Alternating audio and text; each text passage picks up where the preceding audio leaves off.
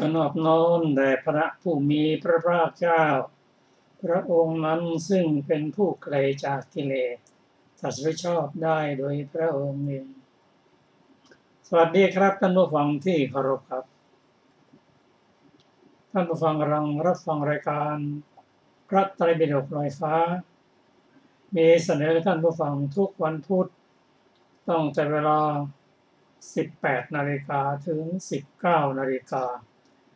ดำเนินรายการโดยกระผมมนเอกธนัทเดชะมีอาจารย์สุรภาเดชะเป็นผู้ร่วมรายการ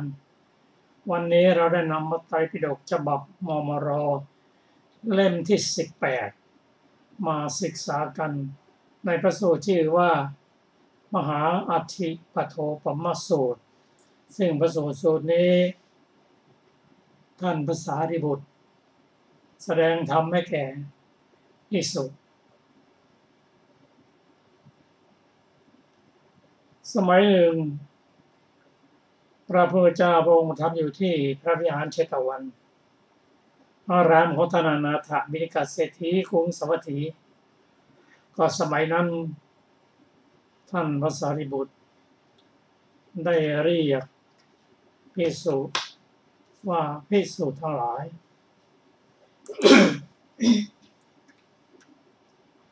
ภิกษุเหล่านั้นภิกษุเหล่านั้นรับคำท่านพระสารีบุตรแล้วท่านพระสารีบุตรกล่าวว่าดูก่อนภิกษุทั้งหลายรอยเท้าอย่างใดอย่างหนึ่งของสัตว์เหล่าใดเหล่าหนึ่งที่ท่องเที่ยวได้เดินไปในโลกในแผ่นดินนี้ย่อมประชุมลงในรอยเท้าช้างซึ่งรอยเท้าช้างนี้ชาวโลกกล่าวว่าเป็นรอยเท้าที่ใหญ่รอยเท้าช้างใหญ่ก็ในทำนองเดียวกันท่านผู้ฟังที่เคารพธรรมที่เป็นกุศลทั้งหมดทั้งสิ้นย่อมสงเคราะห์ลงในอริยสัจสี่ทั้งสิ้นอริยสัจสี่นั้นจะเป็นที่รวมของกุศลธรรมทั้งหมดตั้งแต่ปุถุชน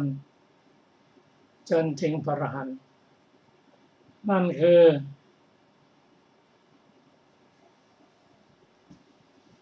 อริยสัจสี่นั้นได้แก่ทุกข์อริยสัจ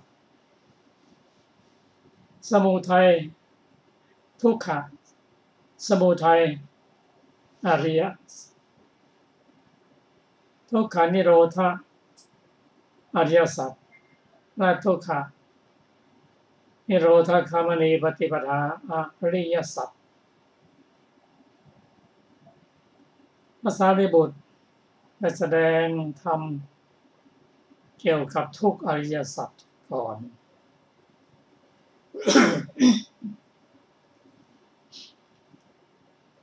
เหตุผลที่แสดงทุกขาอริยสัจนั้นก็พระธรรมคำสอนของพระพุทธเจ้าพระองค์แสดงผลอาสาไปหาเหตุ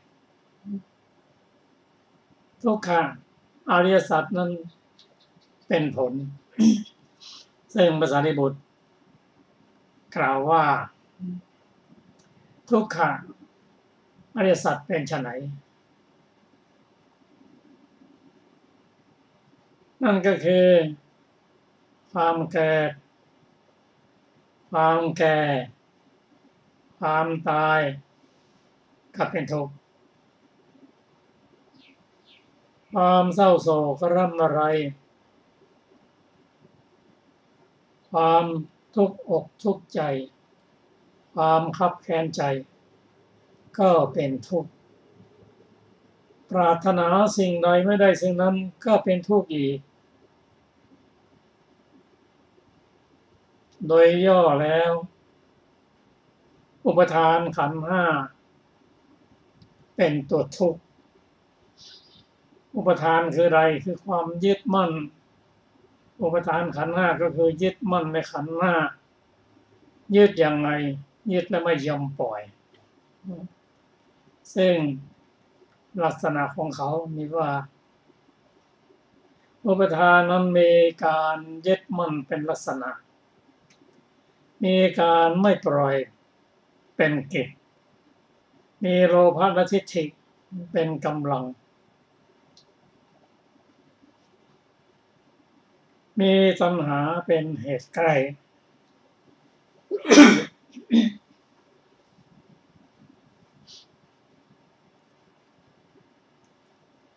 อุปทานขันธ์ห้าได้แก่อะไรอุปทานคือรูปยึดมั่นในรูปอุปทานในเวทนาอุปทานในสัญญาอุปทานในสังขารและวิญญาณการยึดมั่นของรูปคืออะไรรูปก็คือร่างกายรูปนั้นประกอบด้วยอะไรรูปนั้นก็ประกอบด้วยธาตุดินหรือปฐวีธาตุลมหรือวายโยธาตุธาตุไฟหรือเตโชธาตุธาตุลมวายโยธาตุ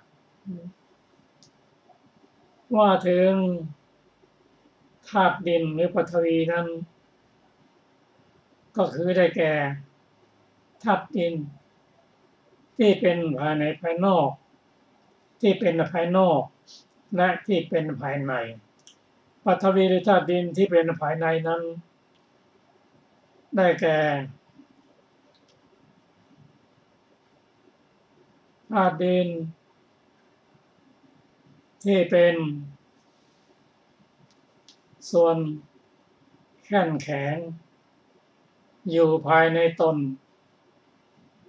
เป็นอุปทินตกะรูปมีอยู่ในตนอาศัยตนอยู่เป็นของแข็งเป็นของหยาบธาตุดินหรือต้องขอไปธาตุดินหรือปฐวีที่เป็นภายในนั้นก็ได้แก่ผมขนเล็บฟันหนังเนื้อเอ็นกระดูกเยื่อในกระดูกม้ามหัวใจตับพังผืดไตปอดไส้ใหญ่ไส้น้อยอาหารใหม่อาหารเก่าและมันสมองก็เป็นเตโชธาตุภายในทั้งสิ้นปฐ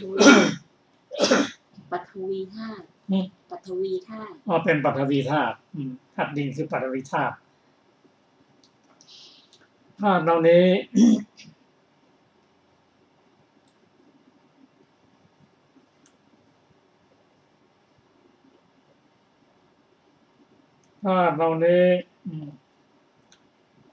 บัณฑิต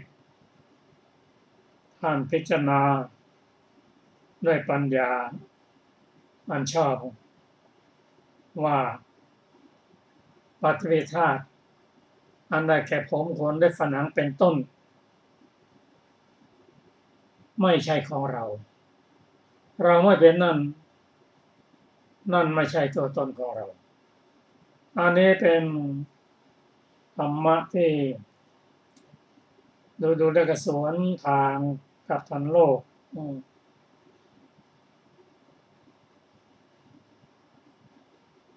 ปฐวีธาตุนั้นไม่เที่ยงเป็นทุกข์เป็นอนัตตาปฐวีธาตุทั้งภายในภายนอกก็ได้ความแข็งแข็งแต่ภายนอกนั้นมันมีวิญญาณครองแต่เป็นธาตุดินทั้งนั้นธาตุดินนี้มีการแปรไปเปลี่ยนไป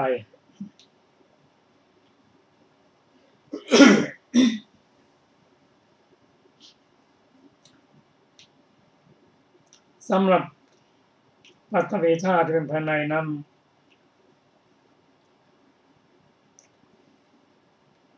ทางโลกยึดถือด้วยตัณหามานะและทิฏฐิเพราะความยึดมั่นถือมั่นมันมากขึ้นเท่าไหร่ก็ความเป็นทุกข์ก็มีมากเท่านั้น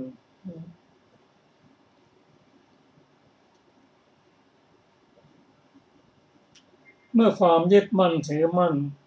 ลดลงไปในปัญญาของบัณฑิตนั้น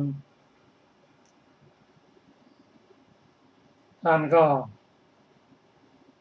ความยึดมั่นถือมั่นนั้นก็จะลดลงหากมีการเปลี่ยนแปลงไปก็ไม่ทุกข์มากปฐวีทั้งภายในภายนอกมีการเปลี่ยนแปลงไปเป็นธรรมดาแม้ปฐวีภายนอกยิ่งใหญ่ก็ยังแปรไปเปลี่ยนไปเสื่อมไปเป็นธรรมดา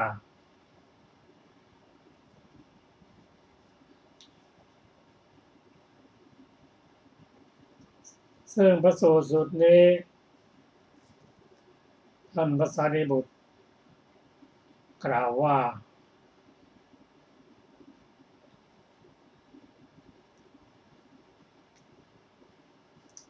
ปฐวีภายนอกนั้นมีการแปรไปเปลี่ยนไปเช่นแผ่นดินไหวแผ่นดินยุบแผ่นดินเลื่อน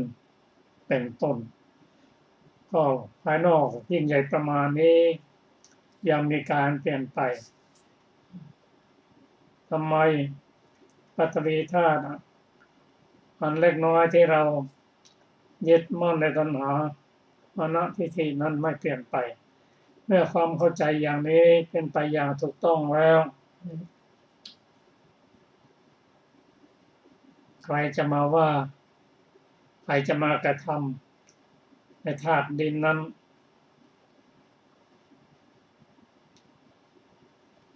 ภิกษุนั้น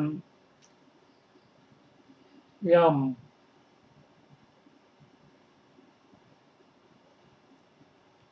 รู้ชัดอย่างนี้ว่าเวลาเขาเปลี่ยนแล้วก็ทุกข์เกิดขึ้นทุกเวทนาเกิดขึ้นเพราะสัมผัส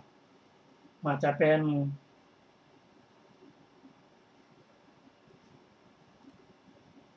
จักขุสัมผัสเป็นต้นเมื่อกระทบกระเทียบแล้วท่านก็ไม่โกรธเพราะท่านเข้าใจทุกขเวทนาเกิดขึ้นก็ย่อมมีเหตุ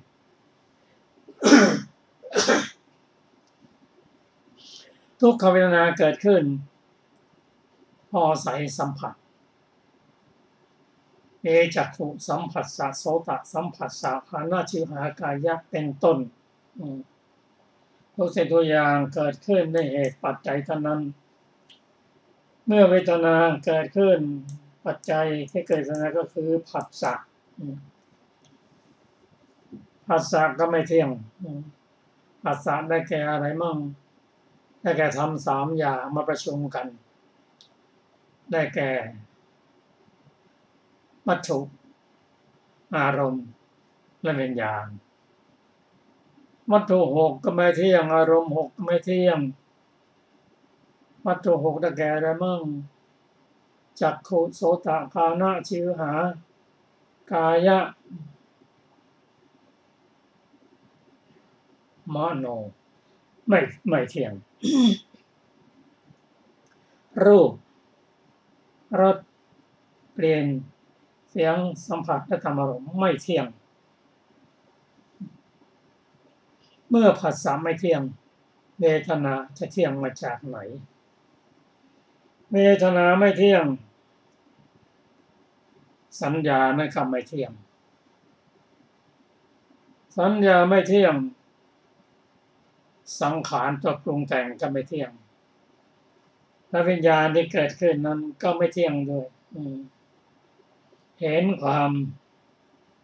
ไม่เที่ยง ข ภัยครับ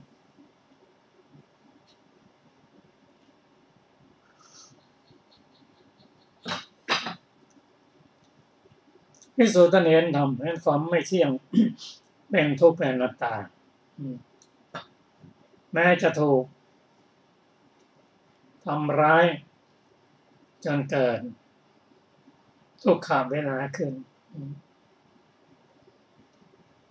ก็จิตของท่านที่มีอารมณ์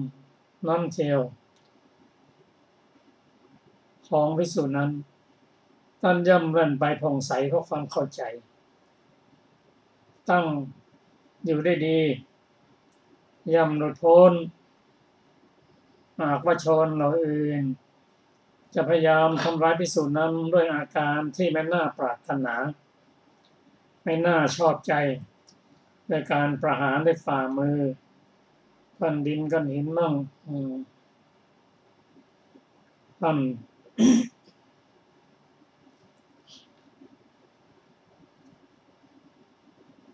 ไม่ยั้งใจ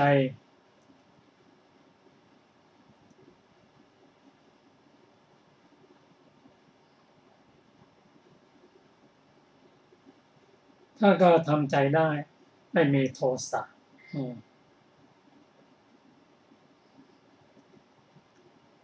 กล่าวว่า ทำตามที่ต้องการแท้คำสั่งสอนของพุทธเจ้าทั้งหลายนี้เราจะทำให้จงได้ ดังนี้ดูก่อนท่านผู้มีอายุเท่าไหร่หากว่าภิกษุนั้นระลึกถึงพระพุทธเจ้าอยู่อย่างนี้ระลึกถึงพระธรรมอยู่อย่างนี้ระลึกถึงพระสงฆ์อยู่อย่างนี้อุเบกขาอันอาศัยกุศลธรรมย่อมตั้งมั่นอยู่ได้ภิกษุย่อมปลื้มใจ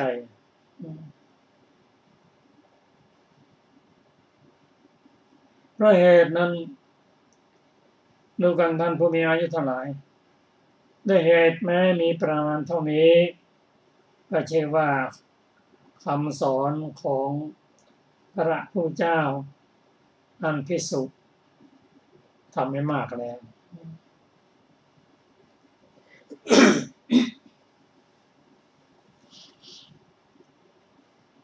อันนี้เป็นเรื่องของปัทวีธาตุมาถึงอาโปธาตุอาโปธาตุเป็นไฉนคืออาโปธาตุที่เป็นไปในภายนอกก็มีภายในก็มีก็อาโปธาตุที่เป็นภายในเป็นไฉนคืออุปทินนกรูปอันเป็นภายในเฉพาะตนเป็นของเอิบอาบถึงความเอิบอาบได้แก่อะไรมั่งได้แก่น้ำดีน้ำเสลดน้ำหนองน้ำเลือดเหงื่อมันข้น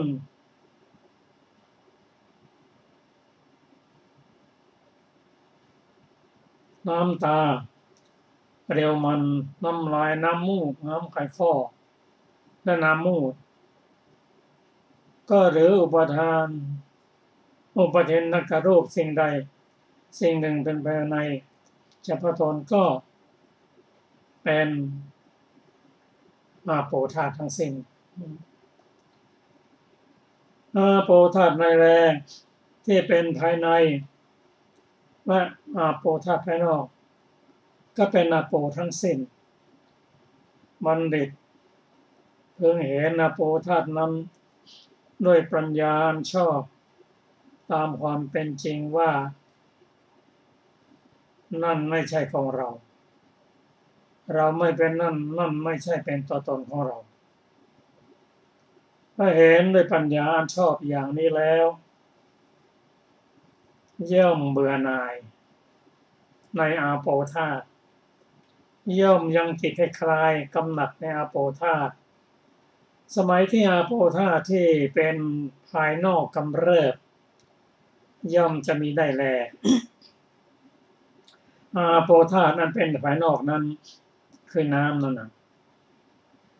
ย่อมพัดเอาบ้านไปบ้าง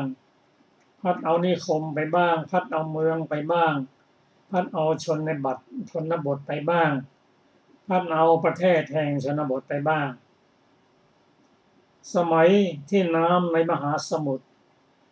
ย่อมลึกลงไป100 โยชน์บ้าง200 โยชน์บ้าง300 โยชน์บ้าง400 500 โยชน์บ้าง600 โยชน์บ้าง700 โยชน์บ้างย่อมมีได้สมัยใดน้ำในมหาสมุทรขังอยู่ลดลง7 ชั่วลำธารบ้าง6 ชั่วลำธารบ้าง5 ชั่วลำธารบ้าง3 ชั่ว2 ชั่วและชั่วลำธาร1บ้างสมัยนั้นน้ำในมหาสมุทรขังอยู่และจะลดลงชั่ว7 ชั่วบุรุษ7 ชั่วบุรุษก็14 เมตรลดลงเหลือ6 ชั่วบุรุษ5 ชั่วบุรุษ4 ชั่วบุรุษ3 ชั่วบุรุษ2 ชั่วบุรุษประมาณชั่วบุรุษ1ย่อมมีได้แลก็สมัยที่น้ำในมหาสมุทรขังอยู่แค่กึ่งชั่วบุรุษคือเหลือมหาสมุทรลดเหลือเม็ดเดียวประมาณเพียงเสียวบ้างประมาณเพียงเข่าบ้างประมาณเพียงข้อเท้าบ้างย่อมมีได้แลสมัยที่น้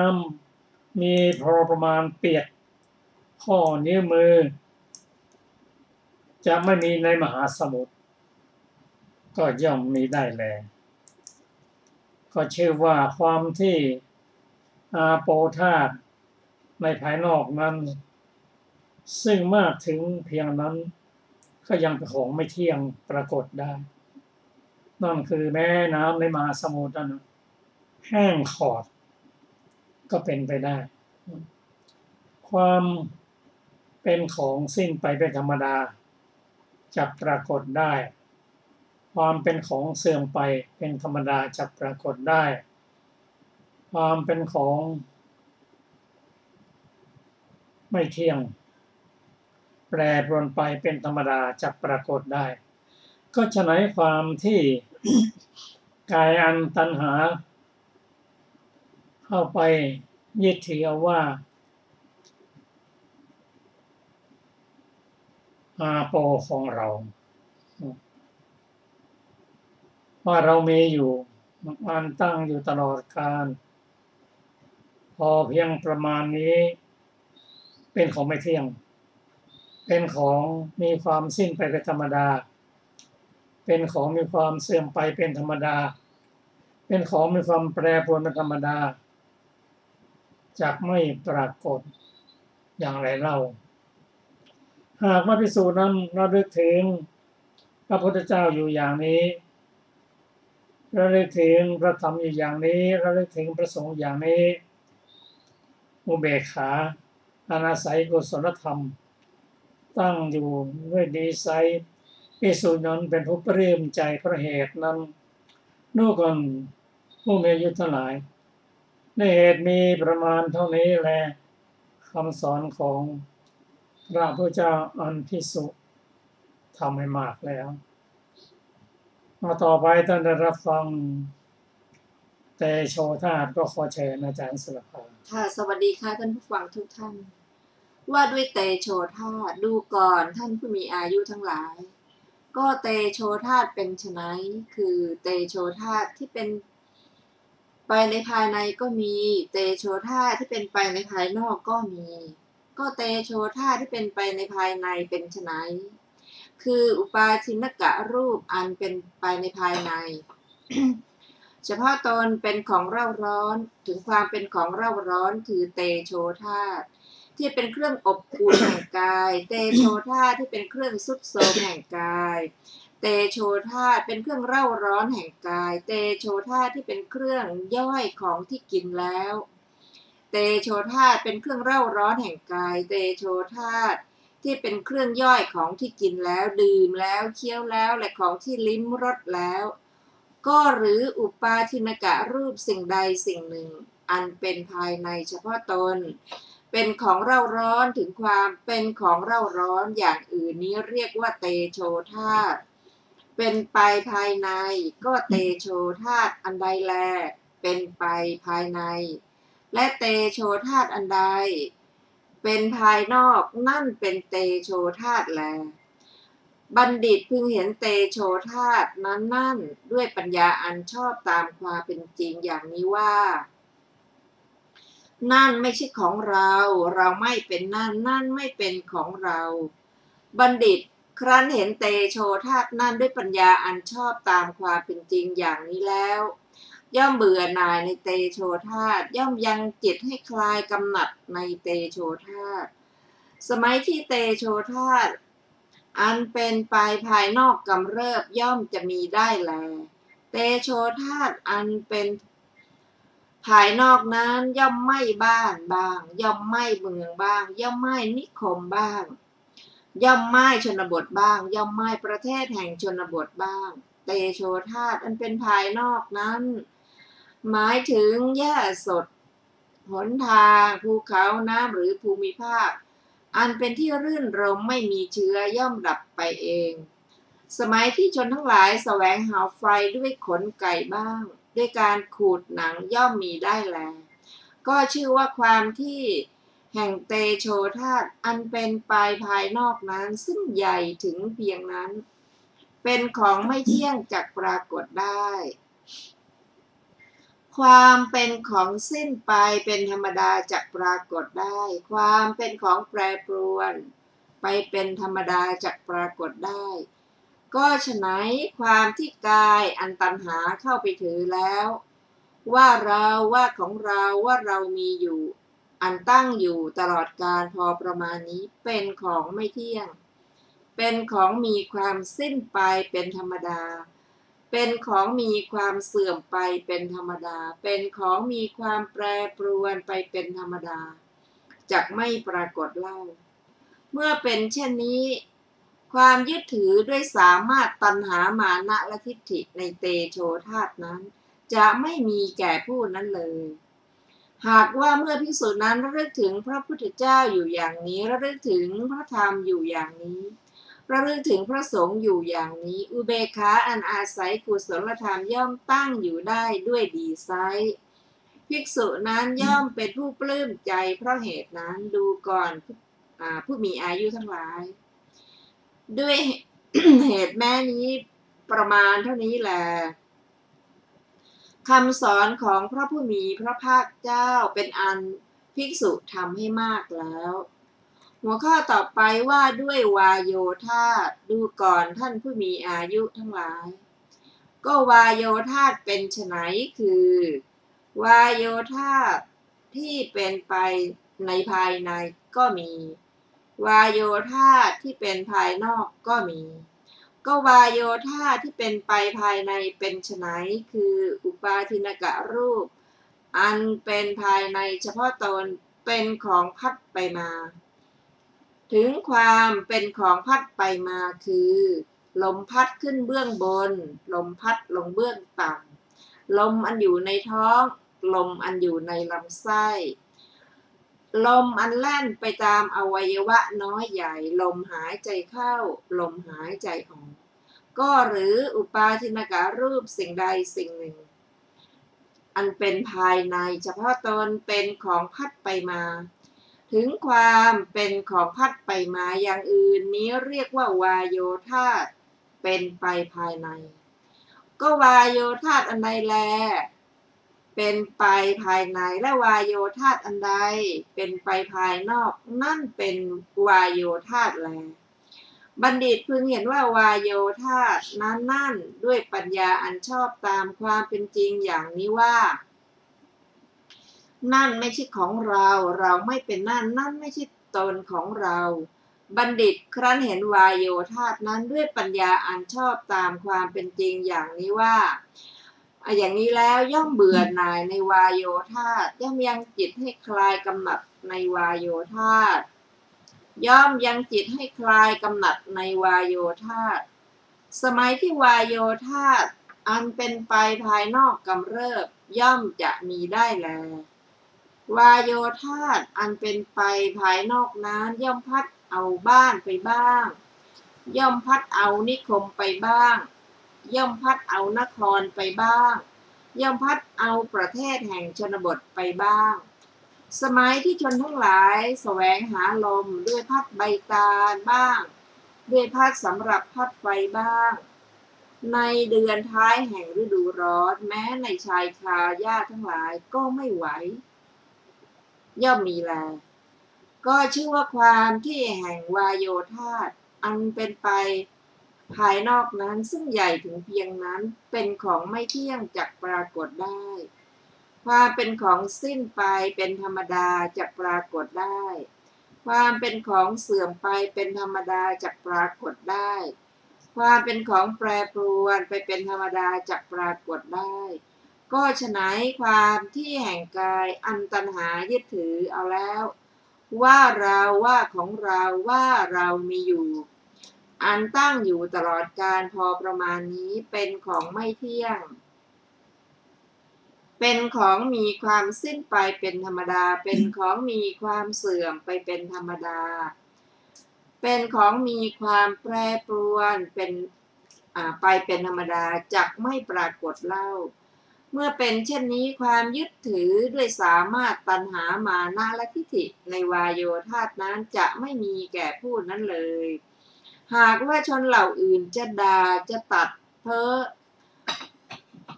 จะกระทบกระเทียบ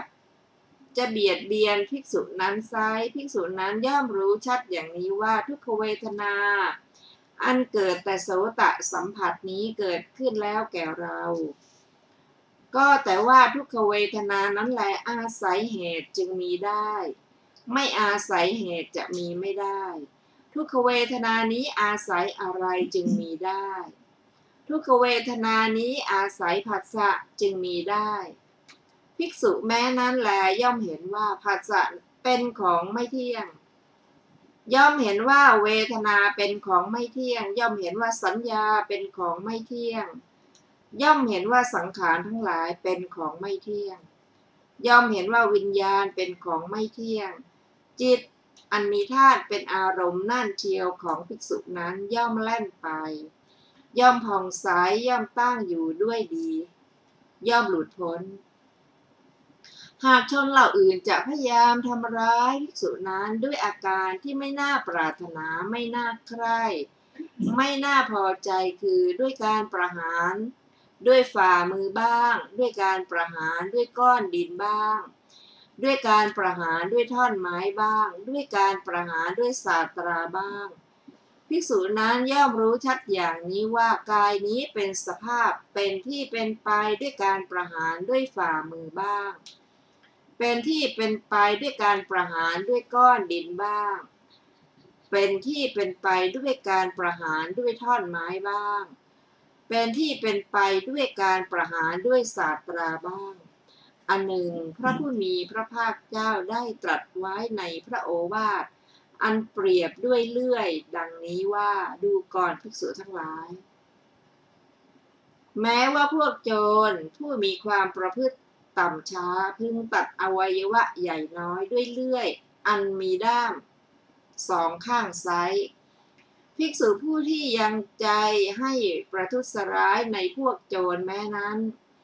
ย่อมไม่เป็นผู้ชื่อว่าทำตามคำสอนของเราด้วยเหตุนั้นดังนี้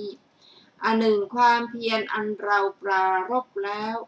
จักเป็นคุณชาติไม่ย่อหย่อนสติอันเราเข้าไปตั้งไว้แล้วจักเป็นคุณชาติไม่หลงลืมกายอันเราให้สงบแล้วจักเป็นสภาพไม่กระวนกระวายจิตอันเราให้ตั้งมั่นแล้วจักเป็นธรรมชาติมีอารมณ์เป็นอย่างเดียวคราวนี้การประหารด้วยฝ่ามือทั้งหลายจะเป็นไปในกายนี้ก็ดีการประหารด้วยก้อนดินทั้งหลายจะเป็นไปในกายนี้ก็ดีการประหารด้วยท่อนไม้ทั้งหลายจะเป็นไปในกายนี้ก็ดีการประหารด้วยศาสตราจะเป็นไปในกายนี้ก็ดีตามที่เกิด คำสอนของพระพุทธเจ้าทั้งหลายนี้เราจะทำให้จงได้ดังนี้ดูก่อนท่านผู้มีอายุทั้งหลายหากว่าเมื่อภิกษุนั้นระลึกถึงพระพุทธเจ้าอยู่อย่างนี้ระลึกถึงพระธรรมอยู่อย่างนี้ระลึกถึงพระสงฆ์อยู่อย่างนี้อุเบกขาอันอาศัยกุศลธรรมย่อมตั้งอยู่ไม่ได้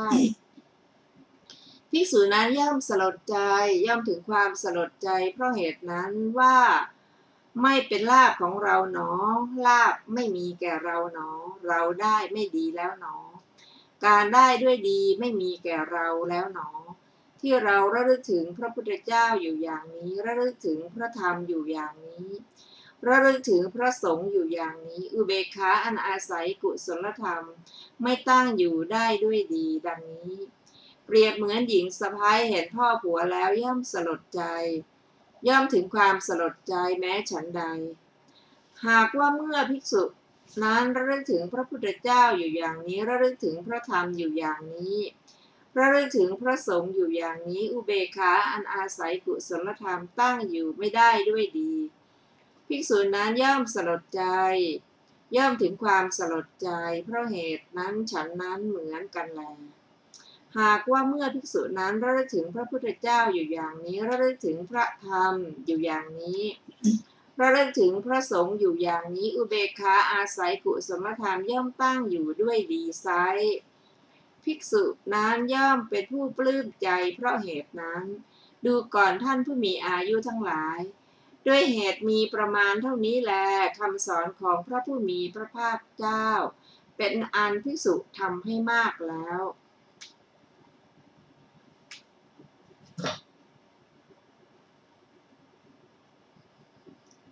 หัวข้อต่อไปว่าด้วยขันธสังคหะดูก่อนท่านผู้มีอายุทั้งหลายอาศัย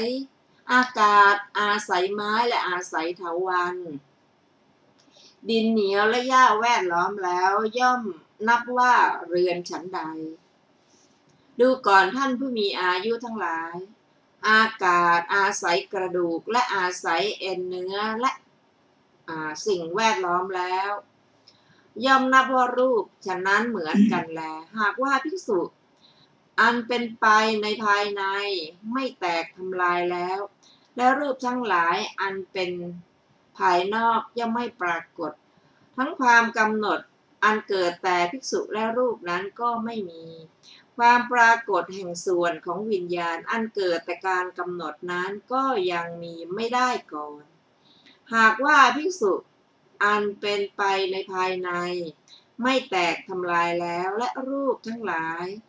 อันเป็นภายนอกย่อมปรากฏแต่ความกำหนดหรือกำหนัดนะคะอันเกิดแต่จักษุและรูปนั้นไม่มี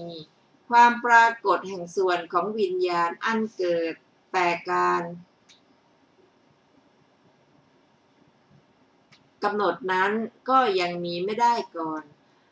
แต่ว่าในการใดแลภิกษุอันเป็นไปในภายในไม่แตกไม่ทำลายแล้วและรูปทั้งหลายอันเป็นภายนอกย่อมปรากฏทั้งความกำหนดอันเกิดแต่ภิกษุและรูปก็ย่อมมีในการนั้นความปรากฏแห่งส่วนของวิญญาณอันเกิดแต่การกำหนดนั้นย่อมมีได้ด้วยอาการอย่างนี้รูปแห่งสภาพที่เป็นแล้วอย่างนั้นอันใดรูปนั้นย่อมสงเคราะห์ในอุปาทานขันธ์คือรูปเวทนาแห่งสภาพที่เป็นแล้วอย่างนั้นอันใดเวทนานั้นย่อมสงเคราะห์ในอุปาทานขันธ์คือเวทนาสัญญาแห่งสภาพที่เป็นแล้วอย่างนั้นอันใดสัญญานั้นย่อมสงเคราะห์ในอุปาทานขันธ์คือสัญญาสังขารแห่งสภาพที่เป็นแล้วอย่างนั้นเหล่าใดสังขารเหล่านั้นย่อมสงเคราะห์ในอุปาทานขันธ์คือสังขารวิญญาณแห่งสภาพที่เป็นแล้วอย่างนั้นอันใดอันใดวิญญาณนั้นย่อมสงเคราะห์ในอุปาทานขันธ์คือวิญญาณภิกษุนั้นย่อมรู้ชัดอย่างนี้ว่าได้ยินว่าการสงเคราะห์การประชุมพร้อม หมวดหมู่แห่งอุปทานขันธ์ห้าเหล่านี้ย่อมมีได้ด้วยประการอย่างนี้อันหนึ่งพระผู้มีพระภาคเจ้าได้ตรัสพระพุทธพจน์นี้ไว้ว่าผู้ใดเห็นปฏิจจสมุปบาทผู้นั้นชื่อว่าเห็นธรรมผู้ใดเห็นธรรมผู้นั้นชื่อว่าเห็นปฏิจจสมุปบาทดังนี้ก็ธรรมที่อาศัยการเกิดขึ้นเหล่านี้คือปัญจุอุปาทานขันธ์ปัญจุปาทานขันธ์ความพอใจความอาลัยความยินดีความหมกมุ่นในอุปทานขันธ์ห้าเหล่านี้นั่นเองอันใดอันนั้นชื่อว่าทุกขสมุทัยการกำจัดความกำหนัดด้วยสามารถความพอใจการละความกำหนัดด้วยสามารถความพอใจในอุปทานขันธ์ห้าเหล่านี้อันใดอันนั้นชื่อว่าทุกขนิโรธแลดูก่อนท่านผู้มีอายุทั้งหลายด้วยเหตุแม้มีประมาณเท่านี้แลคำสอนของพระผู้มีพระภาคเจ้าเป็นอันภิกษุทำให้มากแล้วดูก่อน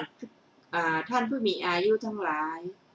หากว่าโสตะอันเป็นไปในภายในไม่แตกทำลายแล้วดูก่อนท่านผู้มีอายุทั้งหลายหากว่าคานะอันเป็นไปในภายในไม่แตกทำลายแล้วดูก่อนท่านผู้มีอายุทั้งหลายหากว่าชิวหาอันเป็นไปในภายในไม่แตกทำลายแล้วดูก่อนท่านผู้มีอายุทั้งหลายหากว่ากายอันเป็นไปในภายในไม่แตกทำลายแล้วดูก่อนท่านผู้มีอายุทั้งหลายหากว่ามนะอันเป็นไปในภายในไม่แตกทำลายแล้วและธรรมารมณ์ทั้งหลายอันเป็นภายนอกย่อมไม่ปรากฏทั้งความกำหนดอันเกิดแต่มนะและธรรมารมณ์นั้นก็ไม่มีความปรากฏแห่งส่วนของวิญญาณอันเกิดแต่การกำหนดนั้นก็ยังมีไม่ได้ก่อนหากว่ามนะอันเป็นไปในภายในไม่แตกทำลายแล้วแต่ธรรมารมณ์ทั้งหลายอันเป็นภายนอกย่อมปรากฏแต่ความกำหนดอันเกิดแต่มนะและธรรมารมณ์นั้นไม่มีความปรากฏแห่งส่วนของวิญญาณอันเกิดแต่ความ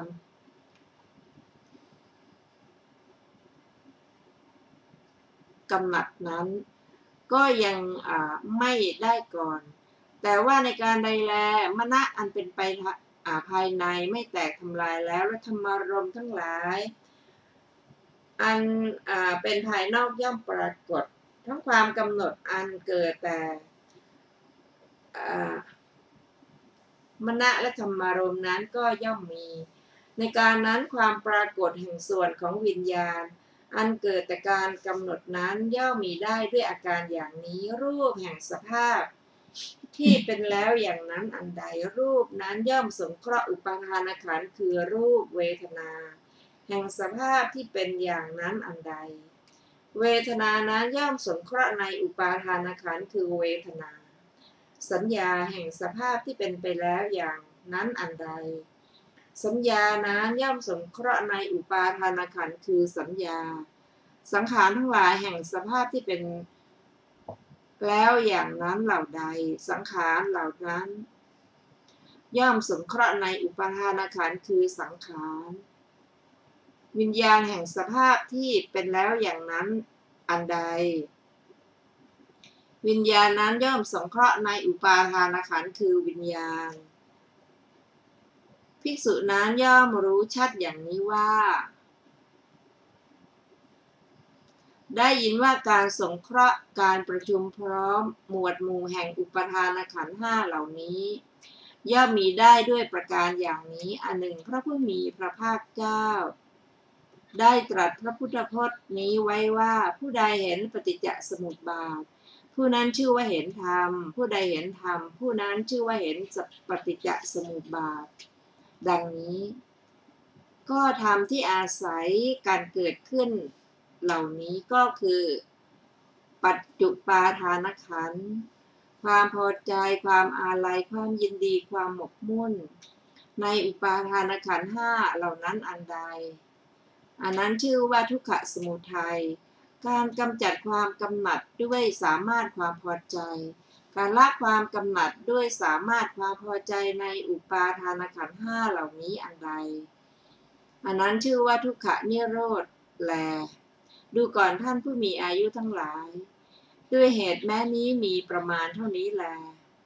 คำสอนของพระผู้มีพระภาคเจ้าเป็นอันภิกษุทำให้มากแล้วท่านพระสารีบุตรได้กล่าวทำปริยายนี้แล้วภิกษุเหล่านั้นชื่นชมยินดีภาสิทธิของท่านพระสารีบุตรแล้วแลจบมหาหัตถิปโทปมะสูตรที่8ครับเราจะมาทบทวนกันสักนิดหนึ่งด้วยเรื่องขันธ์สังขาร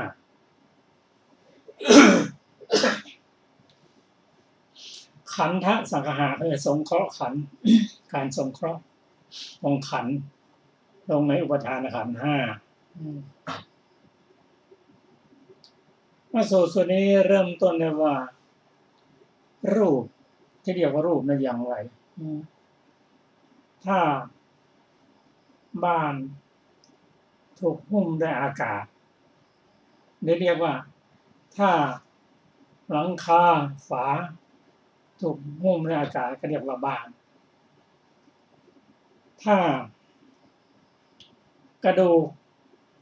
เอ็นหุ้มด้วยหนังก็เรียกว่ารูปทีนี้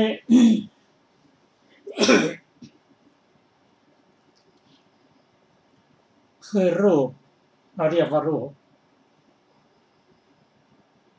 แต่การที่จะเป็นรูปขันธ์นั้นท่านกล่าวไว้ว่าเมื่อใดก็ตามที่ประสาทตาของเรายังดีอยู่และก็มีรูปปรากฏอยู่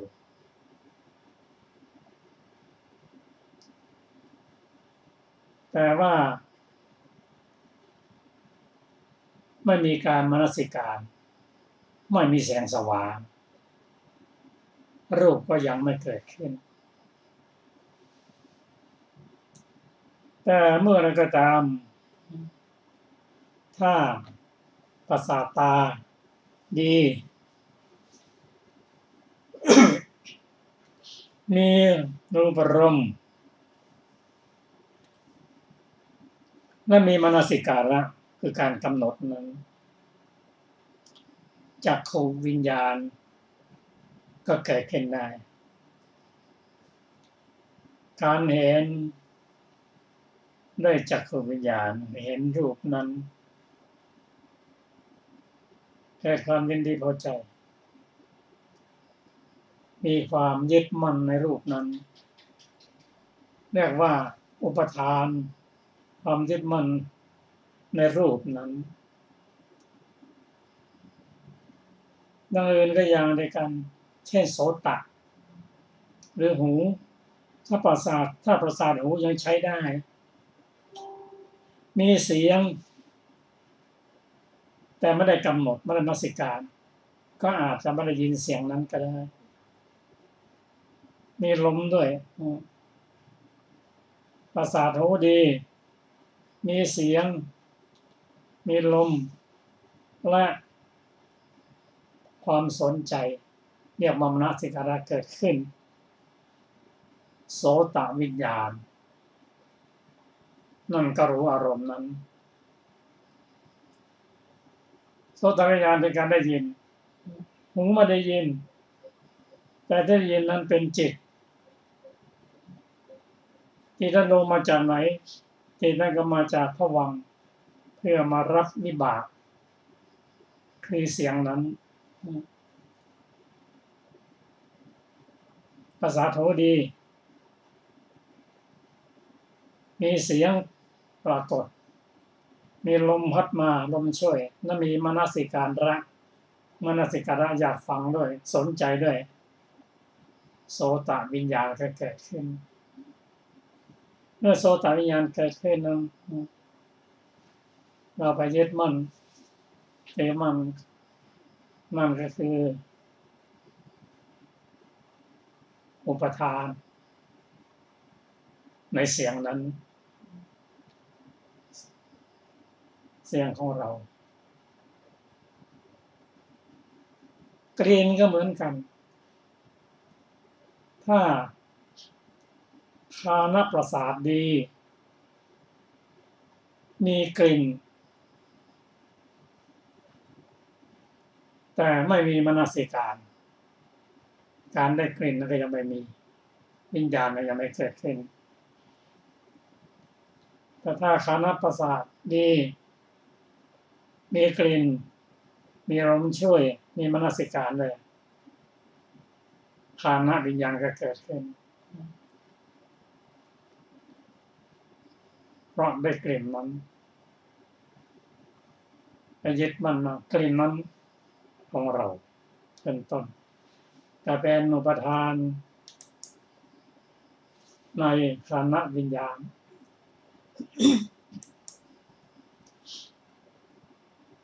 ถ้าลิ้นมีประสาทเรียกว่าประสาทลิ้นดีบางคนประสาทลิ้นไม่ดีรับรสไม่ได้ประสาทลิ้นไม่ถูกทำลายแล้วมีรสปรากฏอยู่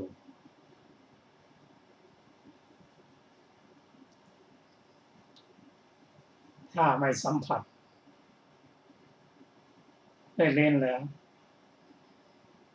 ชิวหาวิญญาณก็ไม่เกิดขึ้นถ้าพร้อมแล้วทั้งหมดประสาทเล่นดีอาหารพร้อมมารับประทานด้วยติดในรถนั้นยึดมั่นในรถนั้น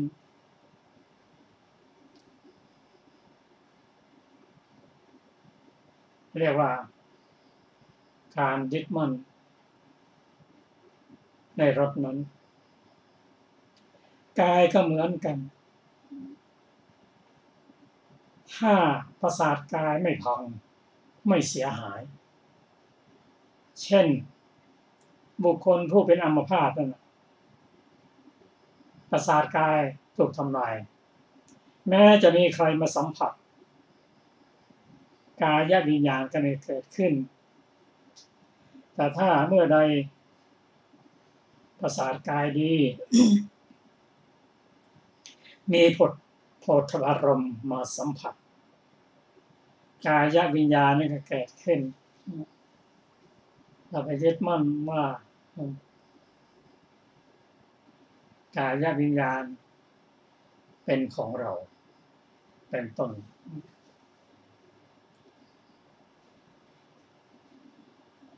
แต่อย่างไรก็ตามเมื่อจักขุวิญญาณโสตวิญญาณฆานวิญญาณชิวหาวิญญาณและกายวิญญาณเกิดขึ้นแล้วเราไปยึดมั่น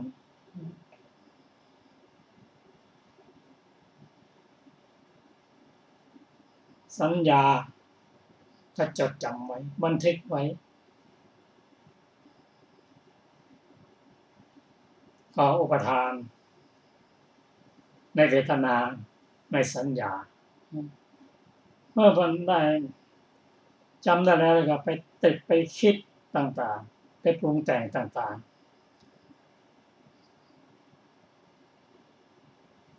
ๆสังขารขันธ์ก็เกิดขึ้นเมื่อสังขารเกิดขึ้นวิญญาณก็เกิดขึ้นปรุงแต่งเกิดขึ้นเพราะสังขารเป็นปัจจัยแห่งวิญญาณวิญญาณนี้ก็คือผู้ที่หมายถึงวิปากวิญญาณที่จะนำให้ไปเกิดก็ลงในเรื่องของปฏิจจสมุปบาทที่พระองค์ตรัสไว้ว่าอวิชชาปัจจยาสังขาราสังขาระปัจจยาวิญญาณังเราไปตามลำดับ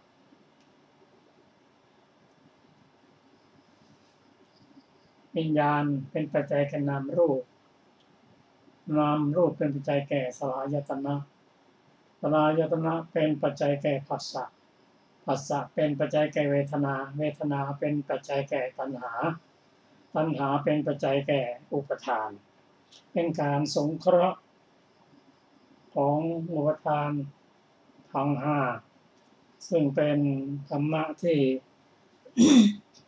ท่านพระสารีบุตรแสดงแก่ภิกษุท่านภิกษุท่านเข้าใจทั้งหมดต่อไปเราก็ได้ฟังพระสูตรต่อไปขอเชิญค่ะท่านผู้ฟังที่เคารพค่ะวันนี้รายการพระไตรปิฎกลอยฟ้าก็ได้หมดเวลาลงแล้วนะคะขอขอบคุณทุกท่านที่ได้ร่วมศึกษาด้วยกันเราจะพบกันใหม่ในวันอาทิตย์หน้าเวลาเดียวกันนี้นะคะขอมีความสุขความเจริญในธรรมที่ยิ่งขึ้นวันนี้ก็สวัสดีนะคะสวัสดีครับ